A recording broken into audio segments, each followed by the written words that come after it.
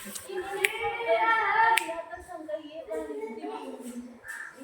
Morning बच्चों। Good morning madam. कैसे हो सभी? अच्छे हो? खाना खा के आए हो? कौन कौन नहीं खा के आए हैं? मेरा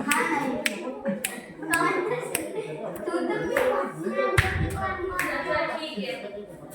अब हम आज एक कहानी सुनेंगे। क्या करेंगे? कहानी सुने? कहानी सुनने का मन है सबका? सुने तो कहानी। एक जंगल में एक शेर और एक शेरनी रहते थे। कौन रहता था? और ये वहाँ पे आसपास के जो भी पशु पक्षी थे वो सारे शेर से डरते थे बहुत ज्यादा। तो एक बंदर और उसकी पत्नी रहते थे और उसका छोटा बच्चा रहता था जेल में। हाँ, जेल में रहता था। मतलब उस शेर ने उसको जेल में डाल दिया था। फिर कुछ समय बाद उनको छोड़ दिया गया था। फिर उनके पास रहने के लिए कोई घर नहीं था।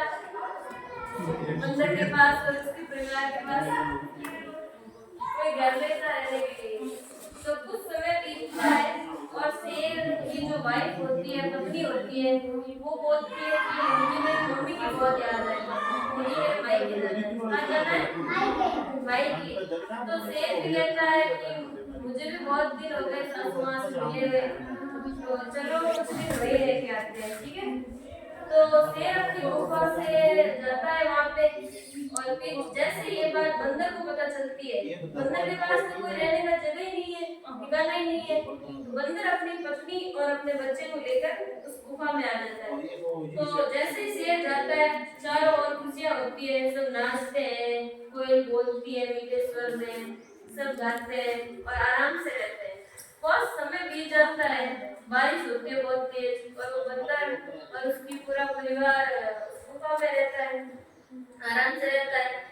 कुछ समय बीतता है तो शेर वापस आता है। तो उसकी सूचना के लिए कौवा काव काव करते हुए उड़ के आता है और सबको सावधान करता है कि शेर वापस जंगल की तरफ आ रहे हैं। कौन सावधान करता है? कौवा। सावधान कौन करता है? कौवा। कौवा करता है। फिर जैसे ही मतलब शेर अपनी गुफा की तरफ आता है तो बंदर एक तरकीब लगाता है। बंदर थोड़ा समझदार होता है और वो अपनी वाइफ को बोलता है, पत्नी को, कि जैसे ही शेर अंदर आए, मतलब गुफा के बाहर आए, तो तुम मतलब ऐसे चिल्लाना कि मेरे बच्चे को मतलब शेर का मांस खाना है। जैसे शेर गुफा के अंदर आया, मतलब पास में आया, तो बंदर की वाइफ जोर जोर से चिल्लाती है और कहती है कि सुनते हो? क्या कहते हो? सुनते हो कि मेरे बेटे को शेर का मांस ही खाना है, मैं यहाँ से चली जाऊंगी, आप शेर का मांस लेके आओ। ये सुनते ही शेर डर जाता है क्योंकि उसे पता नहीं था कि अंदर बंदर है और उसका पूरा परिवार है। तो फिर वो शेर आता है और वो डर के मारे वापस जाने लगता है। जैसे वो वापस जाने लगता है तो उसको रास्ते में लोमड़ी मिलती है। कौन मिलती है? लोमड़ी। लोमड़ी उसको बताती है कि वो कोई खतरनाक जानवर नहीं है, बल्कि वो कौन है? बंदर। बंदर और उसकी वाइफ और उसका बेटा वहाँ पे वो है। लेकिन शेर उसकी बात को नहीं मानता है। जब लोमड़ी होती है वो जबरदस्ती लेके आ जाती है। तो जैसे ही बंदर को पता चलता है कि भाई शेर वापस आ रहा है, तो वही करके वो वापस लगाता है और वो अपनी वाइफ से कहता है कुछ कान में।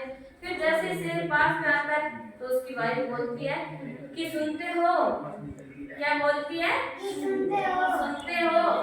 मेरे बेटे को शेर का मांस खाना है। तो ऐसे बोलती है वो। फिर वो बंदर बोलता है, हाँ मैंने लोमड़ी को भेजा है, शेर को वो अपने पूंछ से बांध कर लेकर आती ही होगी। ये सुनकर शेर लोमड़ी पे गुस्सा हुआ क्योंकि उसने सोचा कि लोमड़ी उसको चालाकी से लेके आई है वहां पे।